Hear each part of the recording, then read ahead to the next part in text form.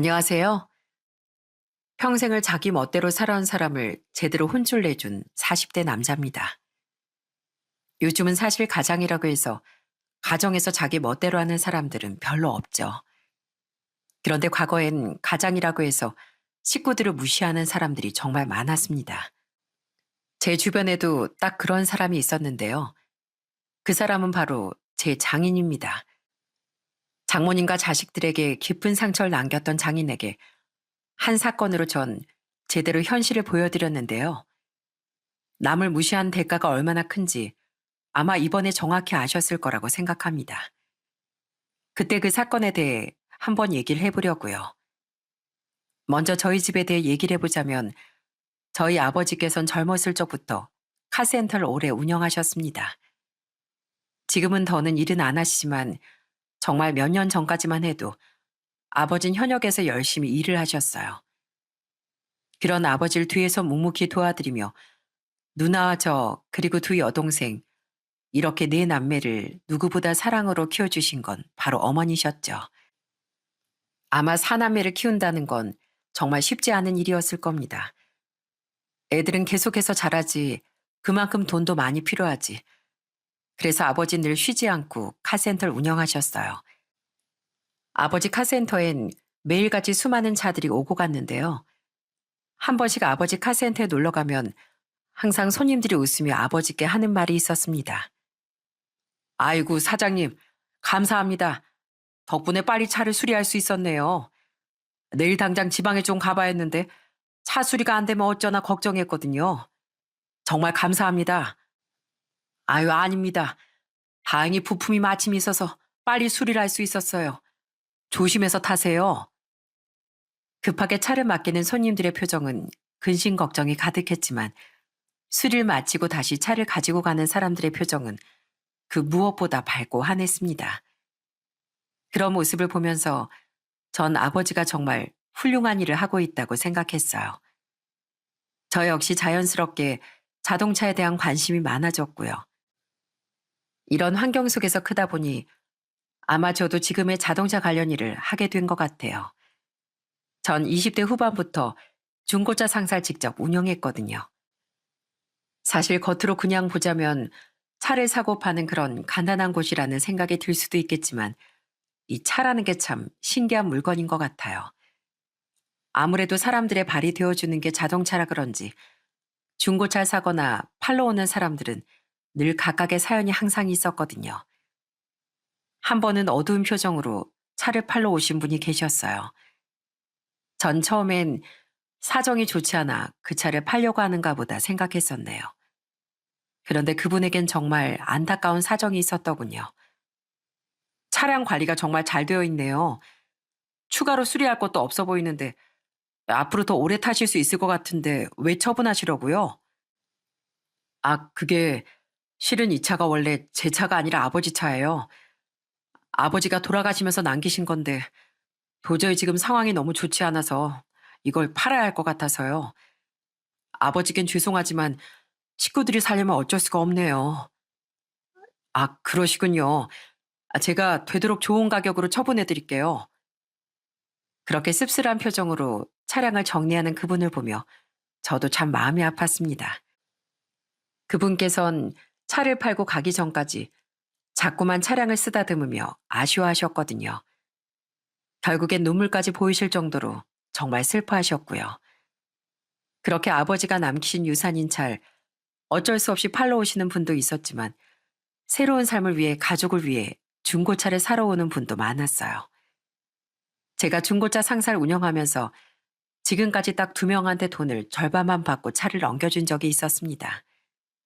그중 한 사람은 어린 두 자녀를 키우고 있는 가장이었어요. 그분은 중고차로 트럭을 보고 계셨는데 계약을 하시기 전에 저한테 엄청 사정을 하시더라고요. 사장님, 솔직히 이렇게 부탁드리는 거 염치 없다는 거 압니다. 사장님도 어디 땅 파서 사업하시는 거 아니시잖아요. 그렇지만 이렇게 한 번만 부탁드립니다.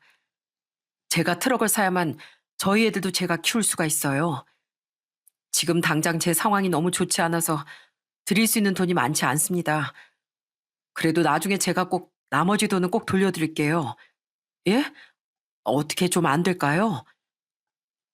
아무리 그래도 사장님, 제가 이렇게 부탁드립니다. 제가 제 모든 걸 다 걸고서 이렇게 부탁드려요. 이걸 우리 가족 먹여 살려야 하는데 정말 어떻게 안 되겠습니까? 이렇게 부탁드립니다. 참 난감하고 당황스러운 일이었지만 그때 그분의 눈빛을 보고선 전 마음을 굳게 먹었답니다. 누구보다 간절하고 애타는 그 눈빛에 결국 전 절반만 받고 차를 넘겨줬어요. 그분께선 그 차로 정말 열심히 일을 하셨고 종종 저희 중고차 상사도 주변에 소개를 많이 해주셨는지 그분의 소개를 받고 오시는 분들도 정말 많아졌습니다. 그리고 나중에 진짜 돈을 버시고선 원래 판매 금액만큼 잔금을 다 치러주시고 이자까지 챙겨주시려고 했어요. 그 모습을 보면서 세상이 다 차가운 것만은 아니구나 느꼈었고요. 의외로 중고차 상사라면서 손님들과 이런 소소한 추억들이 많았습니다.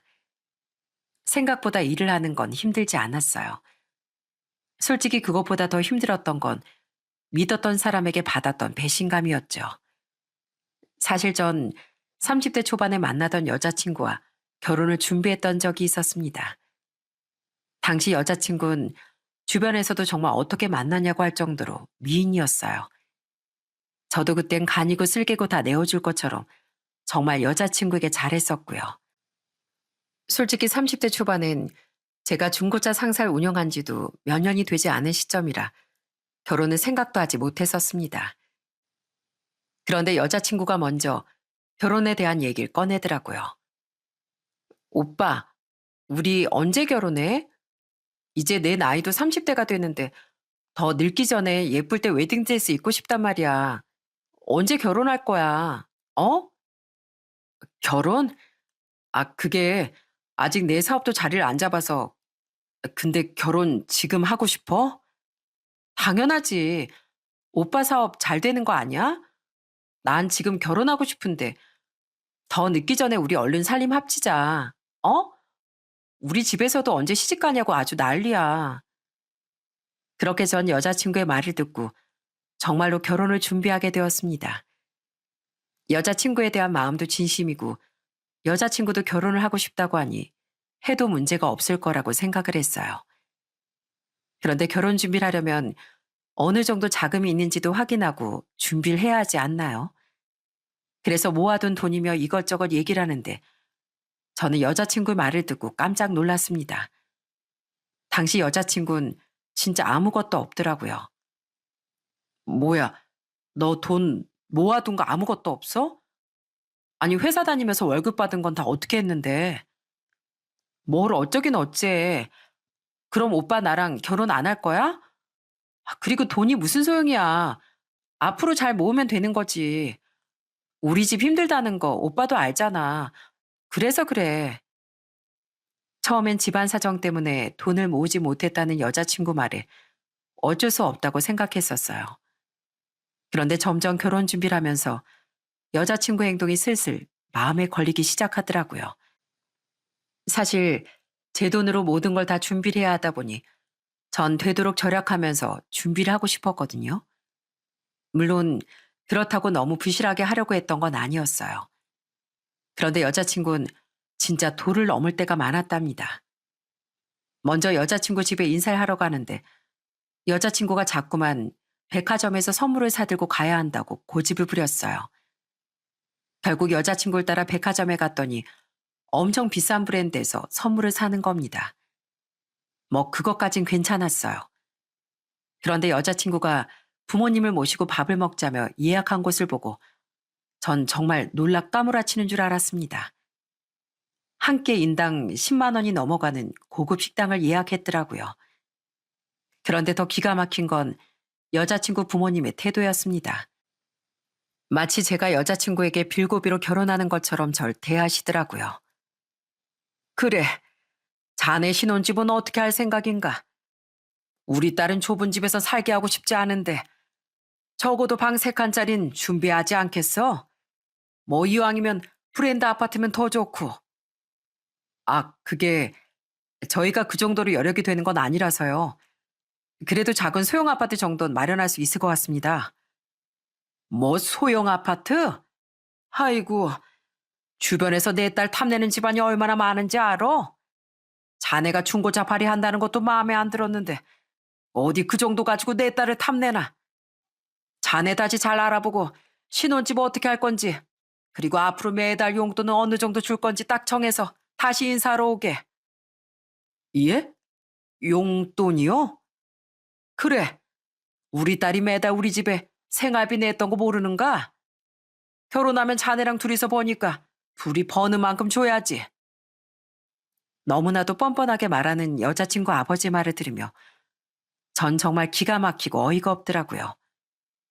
그래도 최대한 예의를 갖추고서 그 식사 자리를 잘 마무리했어요. 그런데 제 그런 태도가 긍정적인 대답이라고 생각했던 모양입니다. 그때부터 여자친구가 정말 노골적으로 저한테 이것저것 요구를 하기 시작했거든요. 웨딩 반지를 맞추러 가려고 했을 땐 여자친구가 저희 수준에서 더 과분한 수천만 원짜리 웨딩 반지를 알아봤습니다. 그 모습을 보고 전 도저히 이건 아니다 싶어 여자친구에게 단호하게 얘기를 했어요. 내가 지금까지 별말 안 한 건, 그래, 너도 결혼하면서 하고 싶은 그런 로망이 있겠지. 근데 해도 해도 너무한 거 아니야? 우리 상황이 그렇게 좋은 것도 아니고 모아둔 돈도 없는데 어디서 그렇게 비싼 걸 해달라고 하는 거야. 뭐? 오빠 어떻게 그런 말을 할 수가 있어? 이거 다 우릴 위해서잖아. 다른 사람들이 웨딩링 어떤 거 했나 궁금해하지 않겠어? 꼴랑 18K 반지하면 얼마나 웃겠냐고.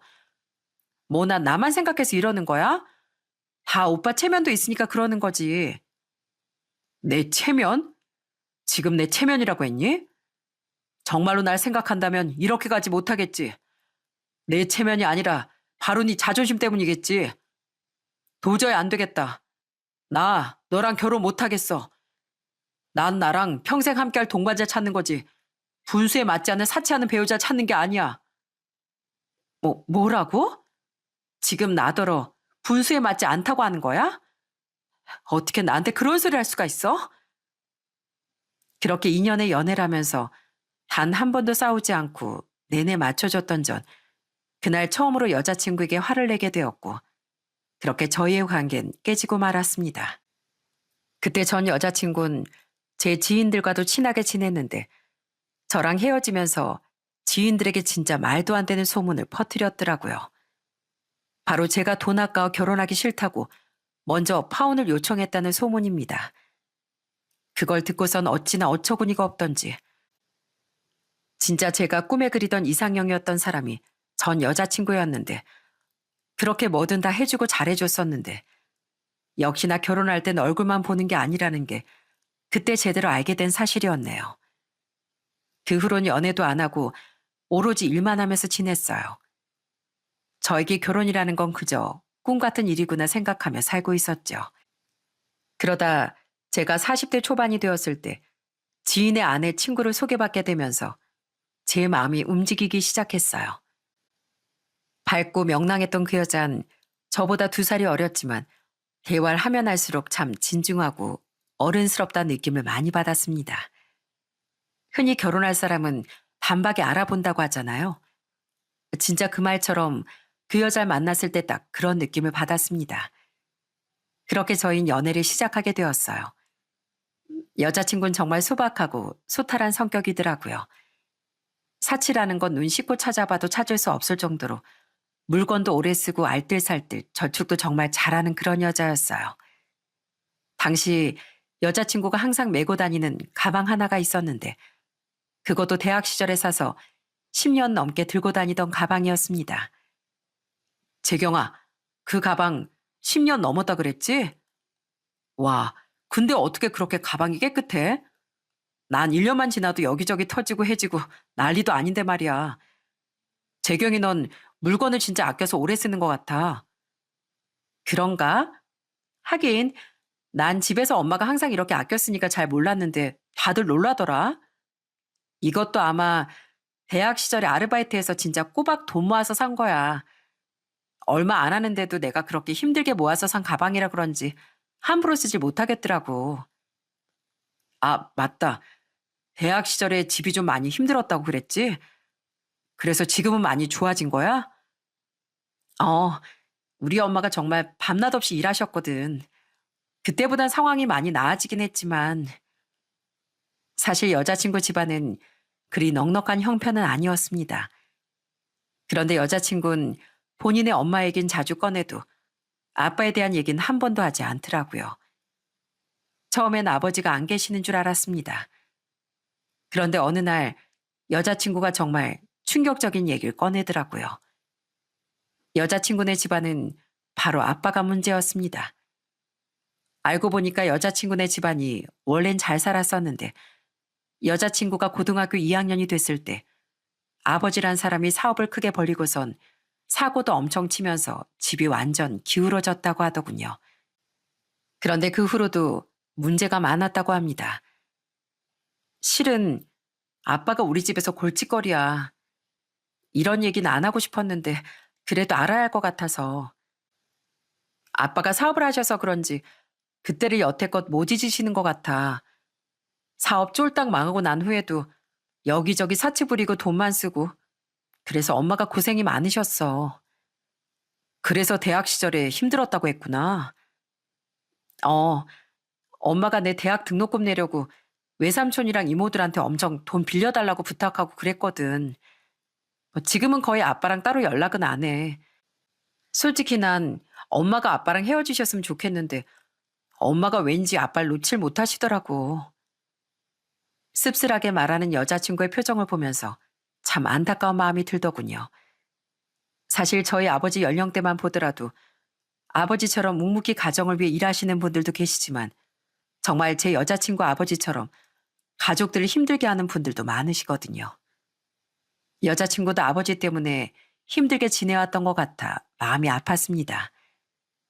그렇지만 그런 와중에도 여자친구는 정말 열심히 공부하고 아르바이트도 하고 취직 후에도 차곡차곡 돈을 모았더라고요. 전 그런 여자친구가 참 대단하다는 생각이 들었습니다. 그렇게 연애를 하던 와중 여자친구 아버지가 어떤 사람인지를 알 수 있었던 일이 한 번 있었어요. 하루는 그날이 여자친구 월급날이라 퇴근하고 저녁을 사주겠다며 같이 만나 저녁을 먹고 있던 상황이었죠. 그런데 갑자기 누군가에게 전화가 오더니 여자친구가 잠시 통화라고 오겠다고 나가더라고요. 그러더니 한참을 들어오지 않아 밖으로 찾아 나서게 됐는데 가게 바로 옆에서 여자친구가 주저앉아서 울고 있는 게 아니겠어요? 전 너무 놀라 여자친구에게 바로 달려가 물었어요. 재경아, 왜 무슨 일이야? 무슨 일 있었어?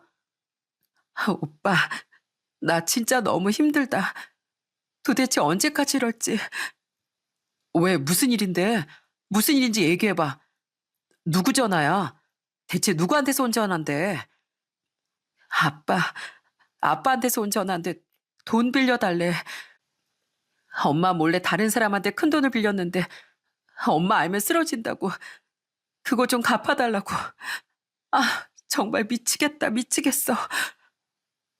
여자친구 아버진 기가 막히게도 여자친구 월급날만 되면 돈을 달라고 요구를 했고 그때마다 여자친구는 큰 스트레스를 받아야 했습니다.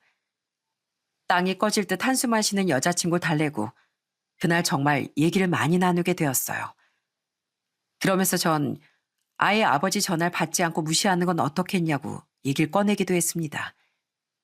그런데 여자친구는 그럴 수 없다고 얘기를 꺼내더라고요. 나도 그러고 싶은데 아빠가 그러면 엄마를 너무 괴롭혀.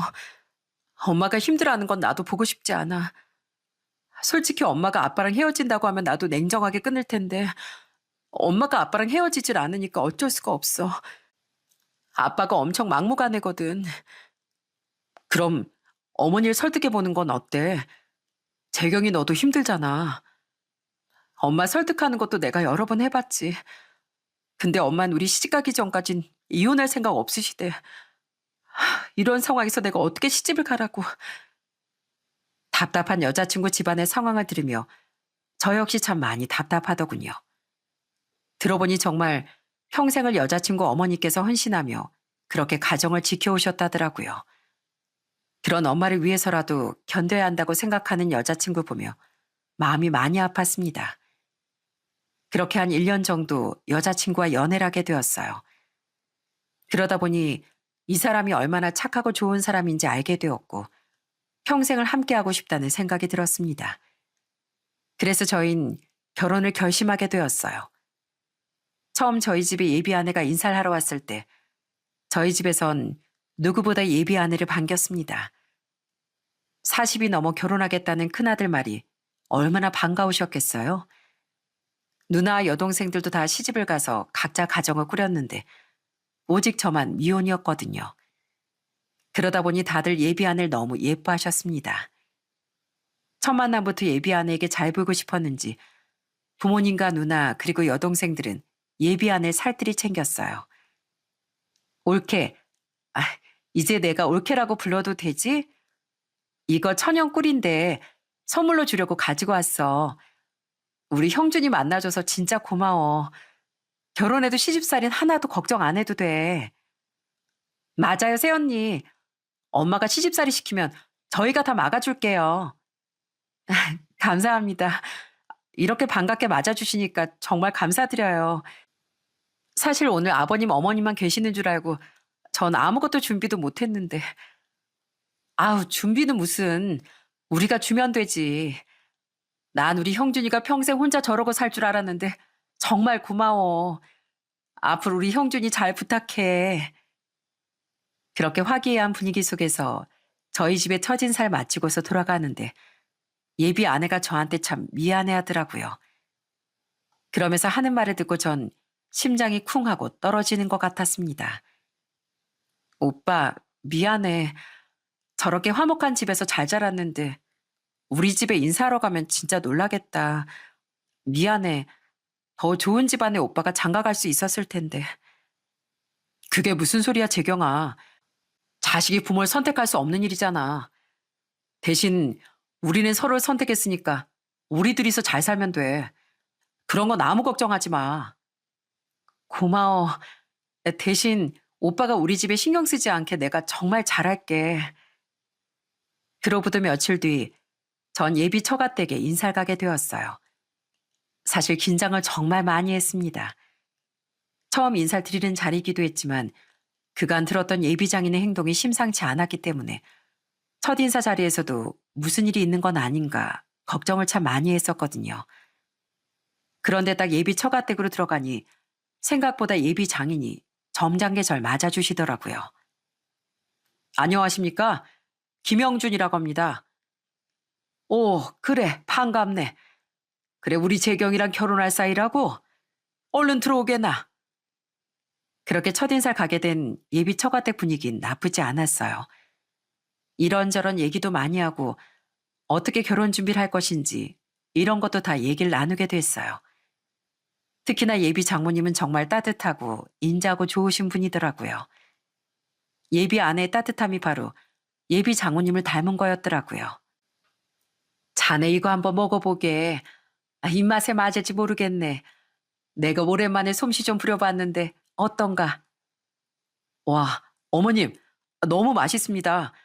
진짜 고급 식당에서 나오는 요리 같아요. 그런가? 아유, 고마워. 다른 것보다 난 우리 재경이 아껴주고 예뻐해줘서 그게 정말 고마워. 종종 재경이 통해서 자네 얘긴 들었는데 우리 재경이가 자네 만나고서 참 많이 밝아졌어. 우리 딸 정말 잘 부탁하네. 그렇게 따뜻하게 제 손을 잡고 토닥이는 예비 장모님의 손길이 그때 참 포근하고 따뜻했습니다. 그렇게 얘기를 나누다 제 중고차 상사 얘기가 나오게 되었어요. 그런데 그전엔 별로 흥미를 보이지 않았던 예비 장인이 제 중고차 상사 얘기가 나오자 갑자기 흥미를 갖고 이것저것 물어보기 시작하시더라고요. 자네 중고차 상사인 그럼 차도 종류가 여러 가지가 있는가? 뭐 보니까 트럭만 취급하는 것도 있고 승용차만 받는 것도 있던데. 아, 저희는 이것저것 종류 안 가리고 다 관리하고 있습니다. 오, 그래? 나도 자동차라면 관심이 좀 있는데 언제 한번 지나가는 길에 자네 상사에 가서 구경도 좀 해봐도 되는가? 아무리 그래도 예비사에 가는 곳인데 가보기도 해야지. 아, 네. 편하게 오셔도 됩니다. 그러면서 전 예비 장인에게 제 명함을 건넸습니다. 사실 그때까지만 해도 큰 트러블 없이 결혼까지 무사히 할 수 있겠다고 생각했어요. 결혼 준비에 대해 이렇다 저렇다 뭘 요구한 것도 아니었고, 신혼집 마련도 알아서 해라, 결혼 준비도 알아서 해라 이런 식이었으니 다른 문제는 없을 거라고 생각했죠. 그런데 며칠 뒤 정말 충격적인 일이 벌어질 거라곤 상상도 하지 못했네요. 첫인사를 드리고서 한 일주일이 지나고 났을 때 갑자기 저에게 한 통의 전화가 걸려왔어요. 그 전화는 바로 예비 장인이었습니다. 자네. 나야, 나. 재경이 아빠. 장인어른. 어쩐 일로 전화를 주셨어요? 아니, 내가 마침 자네 중고차 상사 근처 지나가게 돼서 그냥 커피나 한 잔 마실까 해서 그러는데 자네 지금 있는가? 지금 자네 사무실로 가도 되겠는가? 아, 예, 괜찮습니다. 지금 오셔도 되세요. 예비 장인은 뜬금없이 제 사무실로 오겠다고 하시더라고요. 그렇게 전화를 끊고서 얼마 지나지 않아 정말로 예비 장인이 제 사무실에 오셨고요. 그러더니 이곳저곳을 둘러보면서 얘기를 꺼내시기 시작했습니다. 이야, 생각보다 사무실이 크구만. 아, 그럼 저 앞에 있는 차들도 다 자네가 가지고 있는 중고차들이야? 자네 사업을 꽤 크게 하구만. 아, 아닙니다. 저도 엄청 작게 시작했는데 그래도 운이 따라서 이 정도 온 거죠. 앞으로 가야 할 길이 멉니다. 그나저나 장인어른, 이 주변에 무슨 볼 일이라도 있으셨어요? 아니, 뭐 그렇다기보단 그냥 나도 차 바꾸고 그러고 싶어서 여기 둘러보다가 마침 자네 생각도 나고 그래서 연락한 걸세. 차 좀 둘러봐도 되겠지? 아, 네. 한번 둘러보시죠. 그때까지만 하더라도 전 별 생각 없이 예비 장인에게 이곳저곳 소개를 해드렸습니다. 그러다 딱 외제차들이 주차되어 있는 곳을 보더니 갑자기 예비 장인의 목소리가 커지기 시작하더군요. 이야, 이게 뭐야? 이게 왜 여기 있어? 이거 내 드림카 아니야, 드림카. 자네 이것도 중고차로 파는 건가? 며칠 전에 들어온 건데 저도 이거 꽤나 비싸가지고 고민했어요.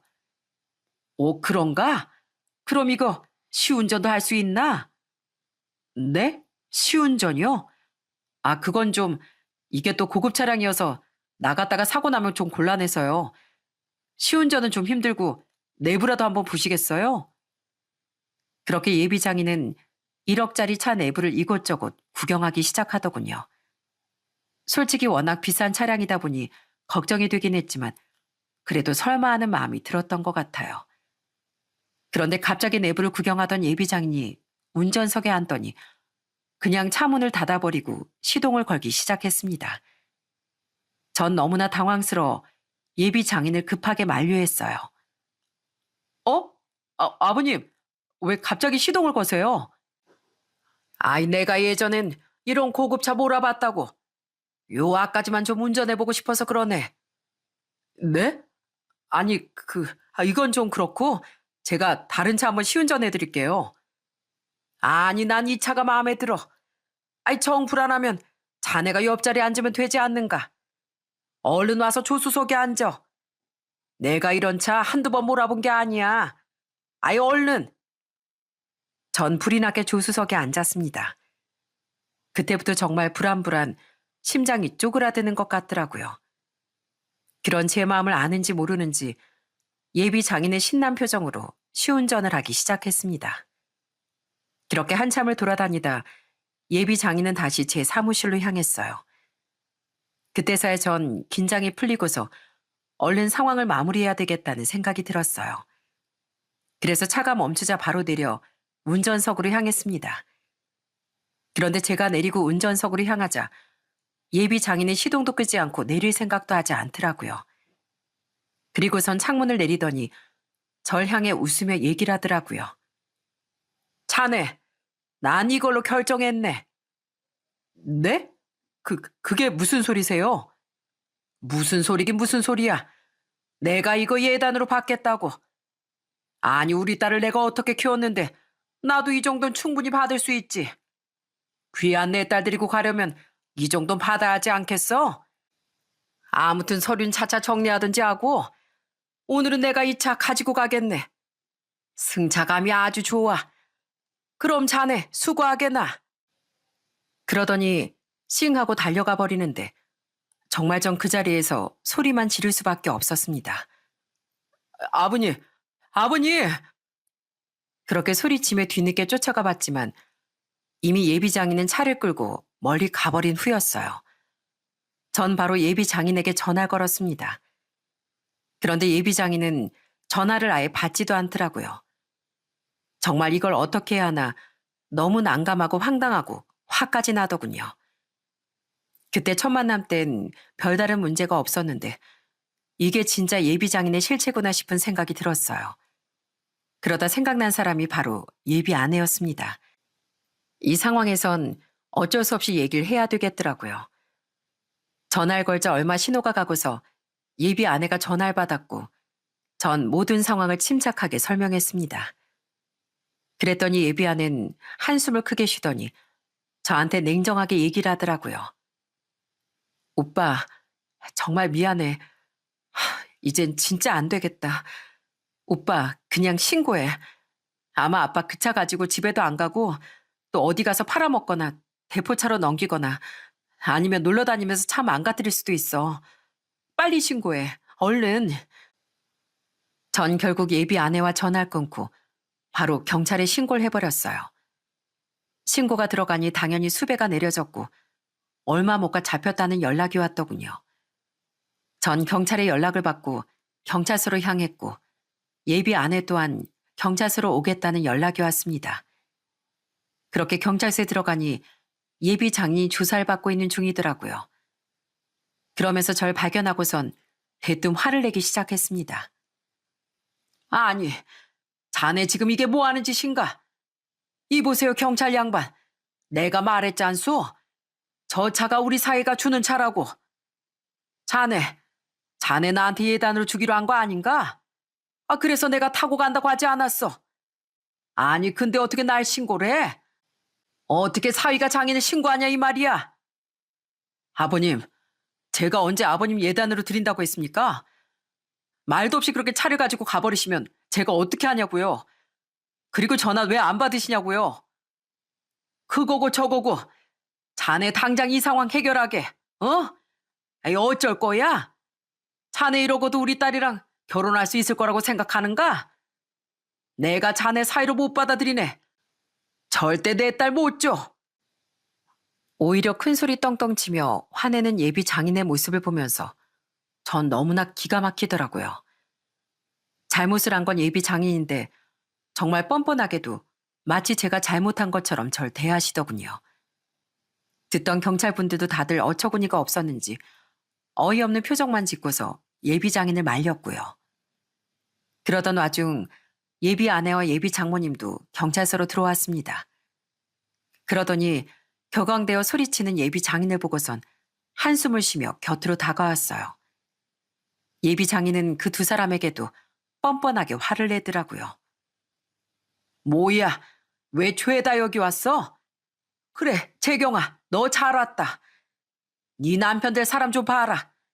이 아빠 경찰서에 신고했단다. 신골. 이게 말이나 되는 상황이야? 누가 사위 될 사람이 장인을 신고하냐고. 너 이러고도 이런 사람이랑 결혼할 거냐? 이 아빠는 도저히 용납이 안 된다. 참. 아빠, 제가 신고하라고 했어요. 뭐? 네가 신고하라고 했다고? 야, 이 배은망덕한. 네가 왜 아빠 신고하라고 해? 이게 정말 정신이 나갔나? 어디서 아빠 신고하라고 해? 그럼 저 자식이 아니고 네가 신고하라고 해서 내가 여기 잡혀왔다 이 말이야? 아이고, 정말 자식 교육을 어떻게 시켰는지. 당신 지금까지 뭐 했어? 자식 교육을 이따위로 시키니까 딸이라는 것이 아빠 이렇게 대접하지. 당신 그동안 도대체 뭐 했냐고. 정말로 예비장인은 자기밖에 모르는 사람이더군요. 어떻게 그 자리에서 평생을 가정을 지키고자 희생한 예비장모에게 그렇게 화낼 수가 있는지. 싹싹 빌어도 모자랄 판국에 오히려 떵떵거리는 예비 장인의 모습을 보면서 저 또한 너무 질려버리더라고요. 그런데 그때 얼굴이 시뻘개지며 화내는 예비 장인의 머리통을 그대로 가격한 사람이 있었어요. 그건 바로 예비 장모였습니다.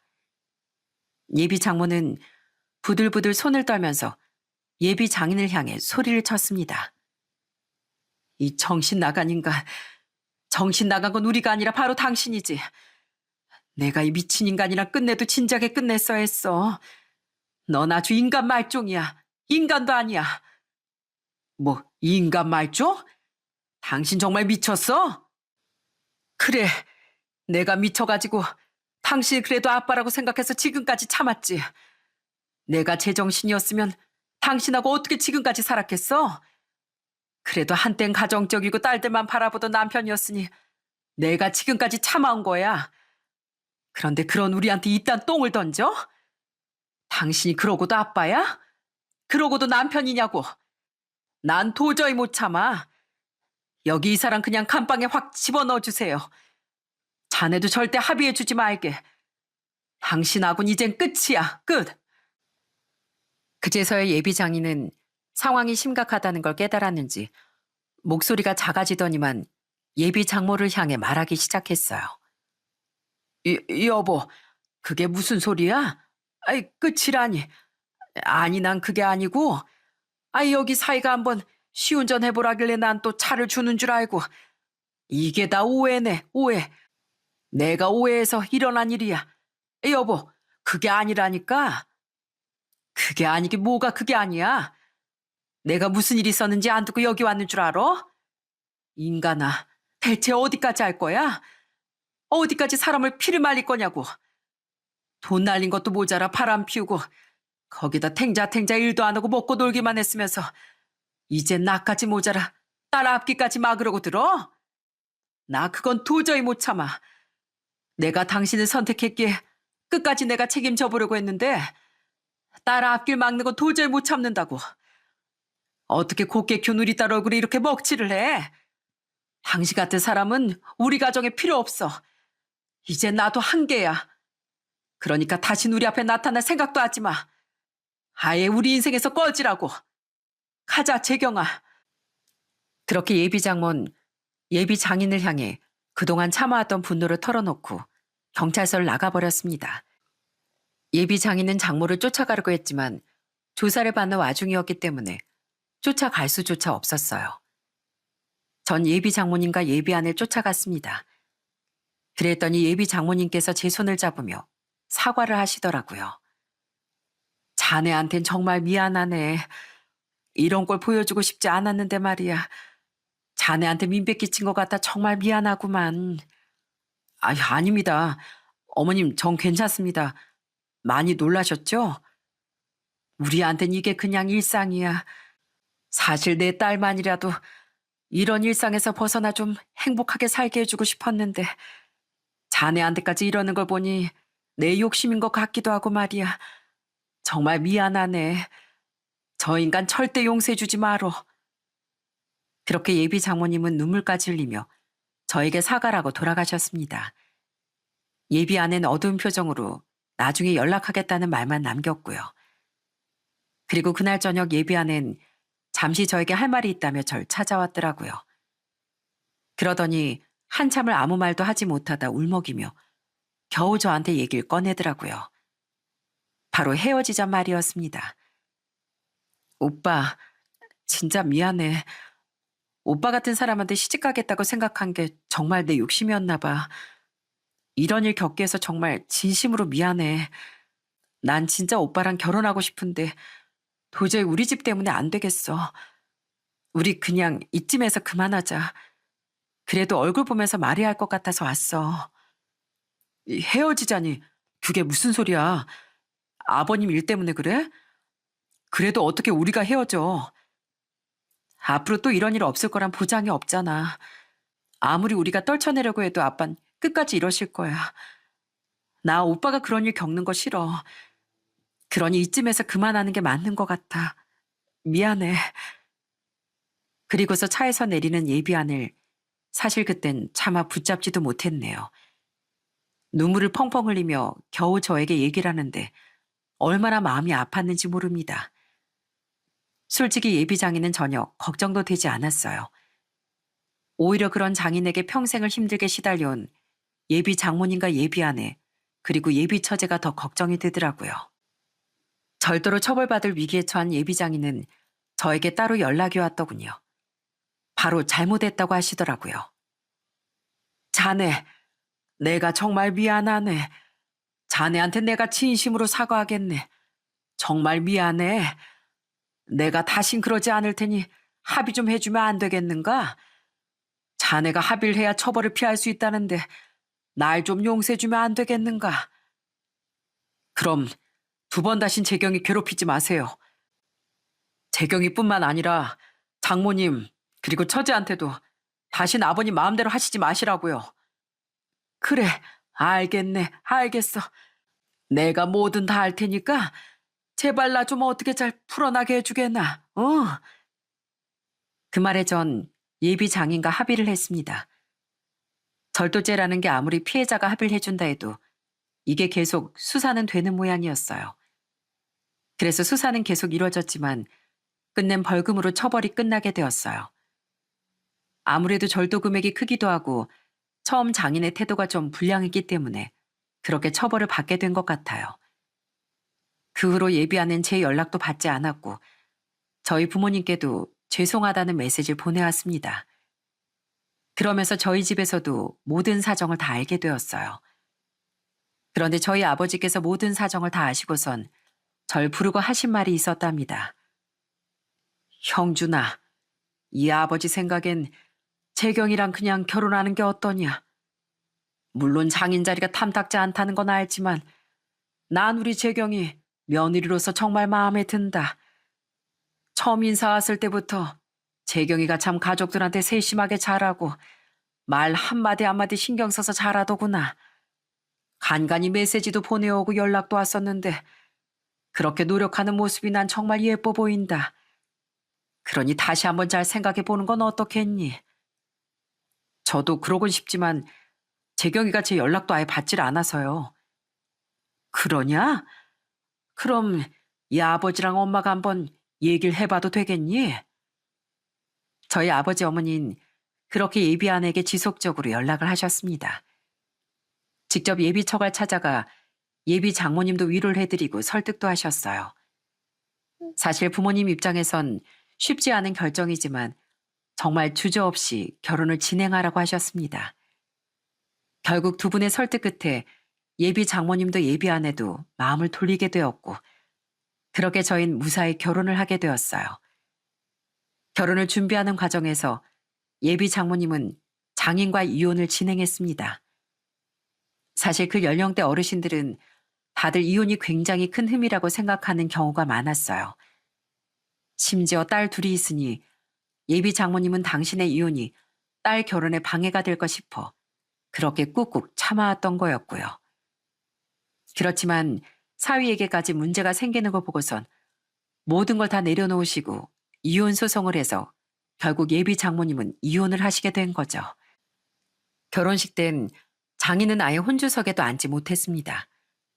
장모님도 여장군처럼 계속 지켜보고 있었고 장모님 가족분들이 외삼촌과 이모님들도 다 지켜서 장인이 아예 결혼식장에 못 들어오게 하셨어요. 우리 누나가 지금까지 당신 때문에 고생한 게 얼만데 어디서 뻔뻔하게 여길 찾아와? 당장 안 가? 그래 맞아. 우리 언니가 당신 때문에 피눈물 흘린 게 얼만데 여기서 썩 꺼져. 아니 처남, 처제. 아니 대체 왜 그래? 그래도 내 딸 결혼식인데 당연히 예비가 참석해야지. 애비는 무슨 지금 딸 앞날 망치려고 하는 거야? 당신 같은 아빠는 필요 없어. 당장 썩 나가. 안 그러면 억지로 당신 내쫓을 거야. 그러니 당장 나가라고. 그렇게 온 가족들이 난리를 친 덕분에 장인은 아예 결혼식장 안으로 들어오지도 못했습니다. 그렇게 혼주석엔 장모님만 앉으신 상태로 저흰 결혼식을 올렸어요. 그리고 결혼식이 다 끝나고 나서 저희 엄만 장모님을 따뜻하게 안아주셨답니다. 끝까지 미안해하는 장모님께 엄만 웃으며 얘기를 하셨죠. 정말 죄송합니다. 이런 자리에까지 소란을 일으켜서 너무 죄송하네요. 아유, 아닙니다. 다 이해합니다. 사람 사는 게 어디 조용한 일만 있겠습니까? 그렇지만 앞으로는 걱정하지 마세요. 이제 이렇게 한 식구가 됐으니 좋은 일만 있을 겁니다. 걱정하지 마시고 안사돈께서도 마음 단단히 먹으세요. 그 뒤로 저흰 신혼생활을 시작했습니다. 이혼한 장인은 집에서 쫓겨나게 되었고 장모님은 이혼 후 처제와 살 작은 집으로 이사를 가셨어요. 아내와 처제 그리고 장모님은 아예 장인의 전화번호는 다 차단한 채 받지도 않으십니다. 어디에 사는지도 모르니 찾아갈 수도 없어 장인은 결국 절 찾아온 적도 있었어요. 어디서 뭘 했는지 아주 거짓골을 해선 사무실로 와 절 보더니 간절하게 요청을 하더라고요. 김서방, 여긴 어쩐 일이세요? 아유, 김서방, 아내와 딸들이 내 전화를 통화 안 받는데 어떻게 전화할 방법이 없겠나? 내가 지금 일도 못하고 밥도 제대로 못 먹고 있네. 이러고 살다가 진짜 큰일 날 것 같아서 김서방을 찾아왔어. 어떻게 월세라도 좀 낼 돈을 자네가 도와줄 수는 없겠는가? 일을 못하길 왜 못합니까? 편하게 장모님이랑 딸들이 벌어온 돈으로 살다 보니까 굳은 일 하고 싶지 않아 그러시겠죠. 아직 젊으신데 일하세요. 아직 나이도 창창하신데 안 그렇습니까? 내 나이가 이제 70이 다 돼가는데 일은 무슨 일이야? 왜요? 외제차 그 나이에 모셔도 되고 일은 못한답니까? 돈 못 드립니다. 뭐 일자리 구해달라고 하시면 제가 알아봐 드릴 순 있어요. 그렇지만 이렇게 찾아오시진 않으셨으면 좋겠네요. 여기 온 거 알면 아마 장모님이랑 아내가 가만히 있지 않을 겁니다. 그렇게 저 또한 냉정하게 장인을 쫓아냈습니다. 그 뒤로 간간히 연락이 오시지만 듣기론 지금 나이가 70이 다 된 상황에서 대리를 하고 있나 보더라고요. 그러면서 하루에 많이 하지도 못하고 몇만 원 정도 조금씩 버신다는데 제발 이번 기회에 돈의 소중함이 얼마나 큰지 부디 느끼셨으면 좋겠네요. 그리고 제발 우리 착한 장모님과 처제 그리고 아내를 더 이상 괴롭히지 말고 찾아오지도 않았으면 좋겠어요. 앞으로 전 저희 처가 식구들 지키며 행복하게 살아볼 생각입니다. 지금은 결혼하고서 2년 정도 지났는데 저희 부모님도 아내를 너무 예뻐하시고 누나와 여동생들도 아내와 잘 지내며 이제 나야 한 식구가 되었답니다. 아내도 자신을 늘 예뻐하고 좋아하는 저희 가족들에게 잘하려고 노력하고 있고요. 그런 모습들을 볼 때면 제가 더 열심히 살아야 되겠다는 생각이 들더라고요. 이렇게 제가 이런 일들을 겪다 보니까 참 사람이 못된 짓을 하면 벌을 받게 되는구나를 알게 되었어요. 장인도 그랬지만 사실 주변엔 과도하게 가부장적이고 가족들에게 못되게 구는 사람들도 참 많습니다. 그게 사실 본인이 잘난 게 아니라 가족들이 그만큼 대우를 해주기 때문에 떵떵거리며 살 수 있는 거거든요. 그걸 모르고서 자기 잘난 줄 알고 가족들을 무시하는데 전 언젠간 그 벌을 당연히 받을 거라고 생각합니다. 그러니 가족들을 무시하고 자기 잘난 줄만 알고 계시는 분들이 있다면 제발 좀 정신 차리시고 자신을 그나마 대우해주고 아껴주는 가족들에게 정말 진심을 담아 고마워하셨으면 좋겠네요. 전 앞으로도 열심히 제 일을 하면서 제 가정에 충실하고 행복하게 살아갈 수 있도록 노력할 겁니다. 여러분들의 가정에도 항상 행복한 일들만 가득하시길 바라며 이만 제 이야기는 마치도록 하겠습니다. 모두들 건강하시고 행복하세요.